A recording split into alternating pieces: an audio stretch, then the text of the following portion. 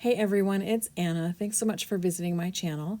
Tonight I thought I would show you how to make this really cute snowman hat that doubles as a candy dish. Let me go ahead and show you the supplies that you're going to need, and then I'll show you how to make this project. So you're going to need a tin can. I'm going to be using a peanut can. This is larger than like a Planters peanut can. It's actually a Virginia Peanuts peanut can. It's a really nice size. It has a nice lip around the top edge. Any size can that you want to use is fine. It just needs to be clean. So you could use a large soup can, you could use a number 10 coffee can, you could use an almond roca can, or you could cut down a oatmeal box. Those are all good options. And you're also going to need a circle template and some chipboard. And your circle template needs to be about just a visually nice diameter for the around the base of your can. So mine happens to be just the same width as the cereal box, so that worked out well. And then you're also going to need some black felt. I'm just going to use this nice thick poly felt from Joann.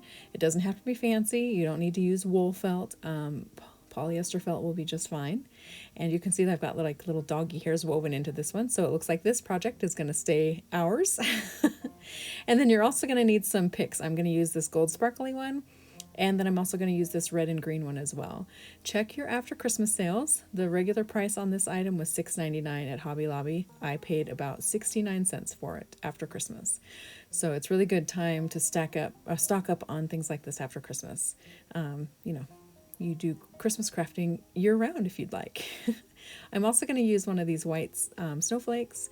Jill Norwood actually sent these to me last year, so thank you so much, Jill. So let me go ahead and show you the process of creating your snowman hat. So I'm going to trace this die on the chipboard. I could actually run this through a die cut machine, but I thought I would show you how you can do this completely by hand. You don't actually have to have dies or anything like that. So this is a simple project that you can use with just scissors. So you just trace your circle onto your chipboard and go ahead and cut it out. It does not have to be perfect, and the felt circle doesn't have to be perfect either. So this is a very forgiving project. So once you have your circle cut out, this is going to be like a little like a stability piece in between two pieces of felt for the base of your hat. So you can use one piece of chipboard, you can use two if you want it to be a little sturdier. I find that using one is just fine. I make one of these snowman hats every year, so I have quite a bit of experience with these little projects. So go ahead and trace that circle onto your felt and cut that out as well. And you're going to actually want to cut out two pieces of the felt for the base of the hat. And that's just to put a piece of felt on both sides of that chipboard. You can see here that I'm cutting outside the edge of my tracing line, and I should have cut a little bit farther out. I end up having to cut back my chipboard piece a little further in the video, but if I had actually cut a little bit further outside that tracing line, I wouldn't have had to do that, and it would have been just fine. So go ahead and cut maybe like a 1/4 inch or 3/8 of an inch outside your tracing line, and that'll keep you from having to do an additional step of cutting down your chipboard. And the reason we cut down the chipboard, we want the felt circle slightly larger than your chipboard, is so that you can actually seal that those two felt layers together with adhesive and hide the chipboard inside. So once you have your first circle cut out, go ahead and use it as a guide to cut out your second one. The felt will stick to itself basically, and it'll be really easy to cut a circle that's pretty exact. So here I'm just trimming down a little bit. I've chosen the side of felt that I want to use, and then making sure my circles don't have any overlap with each other. Here you can see where I'm actually cutting down that chipboard circle a little bit because I want it to be further inside the edge of the felt. So now when I adhere my felt together, I can actually adhere those two outside edges together, and that'll completely hide the chipboard. I'm just using this clear tacky glue to adhere the chipboard to my felt pieces. I find that this glue works really well, and it's not very hard to get out of the glue bottle. Sometimes I struggle with like tacky glue. When I squeeze the bottle, my hand cramps, which actually happens in this video with this glue here. So here I am adding more glue to the second side, and this will adhere the other piece of felt to the chipboard. There you can see my hand is cramped. Casualties of crafting. So I'm going to go ahead and stick this piece of felt down on top of that chipboard. And now I have a really nice base for my hat.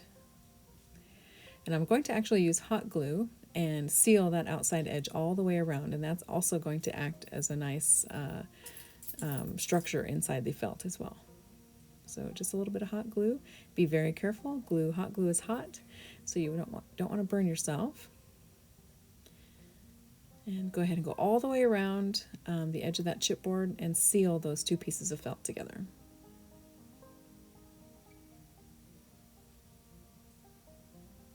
And if you go in small sections at a time, your glue won't dry on you before you actually get it adhered down. So it makes it a little bit easier to manage.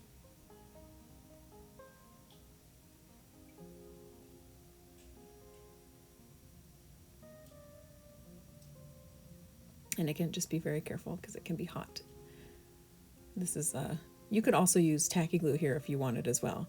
I just like the drying speed of the hot glue. So this would be a completely kid-friendly craft if you didn't use hot glue. So tacky glue is just fine. So now once you have your two pieces adhered together, if you have any pieces that are sticking out from one another, one side is longer than the other, you can go ahead and trim those back. Like I said, your circle doesn't have to be perfect. So go ahead and just trim them up so that they look nice and even with each other, and look at both front side and the back side to make sure that both edges are lined up with each other. And this is a good way to trim off any extra little pieces of glue that might get stuck out as well.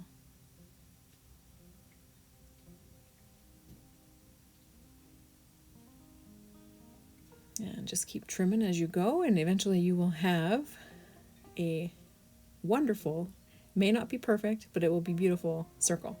And you'll have that chipboard sandwiched inside those two pieces of felt. Now you can set that aside, and it's time to start working with the can.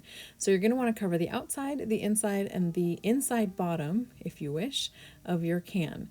And so when you measure the felt needed for your can, you're going to want to overlap that bottom by at least an inch, and you're going to want to overlap the top lip of your can by probably 2 inches. So once you've figured out the length that you need, just make sure you're cutting it wide enough so you have that overlap, and you'll see why you needed overlapping here in a moment. So you can see I'm not able to give you dimensions because I don't know what size can you're going to be using, but it's very easy to kind of eyeball and get your dimensions just right. And that's kind of why the felt by the yard is nice too. If you have a yard of felt, you can make these larger projects like this and not have to worry about working within the constraints of a 9x12 piece of felt. All right, so I've got the piece of felt for the outside portion of my can. You can probably saw how I rolled that felt up, so I made sure that I was getting the same width of felt cut. So that's just a tip for you. And then I also folded one end up to the other just to make sure I had a nice straight edge on both ends. So now I'm going to cut the circle that's going to drop down inside the can and be like the bottom of the inside of the can. So I'm just going to trace around the can, and then when I cut this piece out, I'm actually going to cut inside that tracing line because it's got to fit down inside the can there. So I'm just going to go ahead and cut this out, and again, it doesn't have to be perfect, but just cut slightly inside your tracing line, and then it will fit down perfectly inside your can. And again, it does not have to be perfect. See, it just fits right down inside there, and it's going to be just perfect. So now we're going to cut a piece that's going to line the inside of our can. So I'm going to use the outside of the can as a guide. Because we have some of the felt overlapping inside, this piece can actually just be the width of the outside of the can, and that will be just perfect. And so once I have the length marked, I'm going to go ahead and cut that out just like I did the piece that's going to overlap the outside.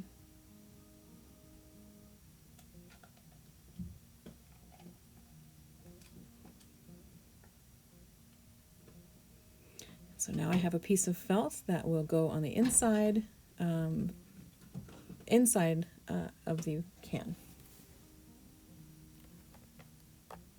Now I'm going to set those aside, and now I'm going to work on adhering the felt to the outside of the can. You want to start with the outside first. And again, you're going to want to have the top overlap about 1.5 inches to 2 inches, and you want the bottom of the can to have an overlap of about 1 inch. I'm going to use hot glue. You could actually use double-sided adhesive, tape adhesive here. Just make sure it's really sticky, because this is the piece that needs to be held in place the best.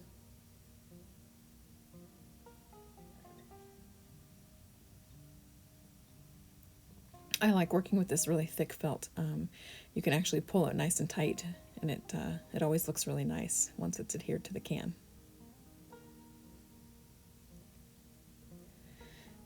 So these are great little projects to make with kids if you'd like. They're great gifts to give to neighbors or friends. They turn out so cute. You can decorate them all different kinds of ways with whatever you have on hand, or you can buy something specific to decorate them with. But I just think they turn out so cute. My favorite one was made with an almond roca can. The dimensions of it were really cute. So if you have one of those laying around, then you can actually fill it with the almond roca for the gift as well. So now what I'm doing is I'm just adding hot glue to the top edge of the felt and folding it down inside the can. And this is covering up the top silver edge and then giving me a little bit of wiggle room there for my inside piece so that there's not going to be a gap. So just put some glue on there and press it down inside there, and just kind of make sure your top edge is nice and straight. And again, working with felt is very forgiving. I really like this thick felt. It's really easy to work with, actually. So you see how I just pressed that top edge down inside there.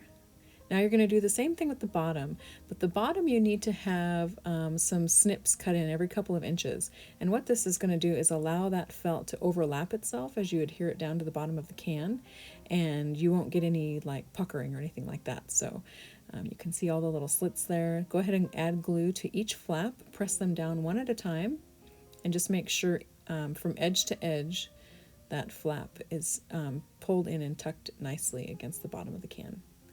So you can see how nice that edge looks now.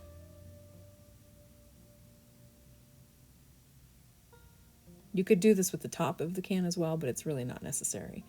I just find it a little more necessary with the bottom just to get a nice cleaner edge and a smoother bottom.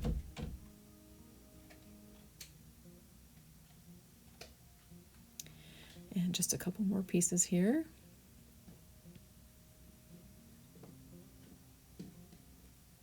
I think these are so fun to make because it doesn't really matter what size can you use. It's really easy to customize these pieces because it's really just 2 rectangles and a couple 3 circles maybe. So really cute. Okay, so now we're ready to drop in the felt to cover up the inside edge, and that will cover up that the silver of the can as well. This, of course, is optional, so if you don't want to do this part, you don't necessarily have to. I kind of like the finished look of the hat being completely black inside. So here I've actually used hot glue. Be really careful if you use hot glue here. This piece was giving me a little bit of a struggle. I had to be really careful not to get my fingers into that glue. So I actually switched to the tacky glue here for the rest of this portion, just because it was kind of difficult to get the hot glue into this can.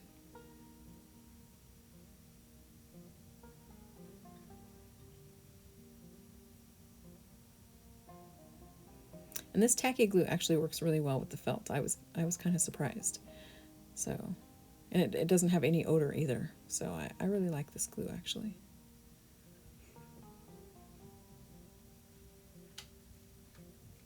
And I noticed that as I was working with it, I had cut my felt piece a little long, so I just trimmed off a little bit of it there, and it ended up being just exactly the right length. If I had cut a smidge more off, it would have been a little too short.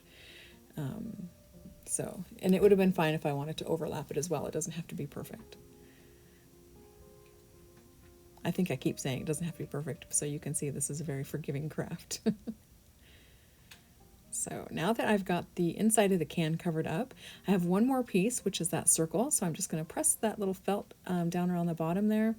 Make sure there's not any little gaps showing the silver of the tin. And then drop that circle down inside. And I'm just going to use the clear tacky gel glue to adhere the circle down at the bottom as well. And again, I think this piece could really be optional.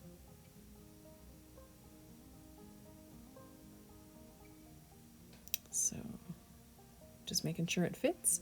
I'm going to take it out, add some glue, and then very carefully, so that I don't get glue all over the inside of my felt, drop that down inside and then press it into place. You could probably just drop the felt in and not even worry about gluing it down. So, all right, so now once my hat is done, it is, or at least the can is covered, it's time to do some decorating and assemble the rest of the hat. And pick off dog hair. So, here is the bottom of the hat, which is the rim of the hat, and eventually you're going to glue the can onto the first two circles that you created. I find that it's a little bit easier to tie on the ribbon at this first step, though, before you adhere the top of the hat to the brim of the hat. So go ahead and choose the ribbon you like, and then you can adhere it, and then you can start decorating it as well. And I think the rest of the video is pretty self-explanatory, so I'm going to go ahead and just let you listen to some music as I finish decorating the rest of the hat. Thanks so much for watching. I hope you enjoyed my project, and encourage you, please make one of your own. They are very fun. I make one of these every year. So thank you for watching. Talk to you again soon.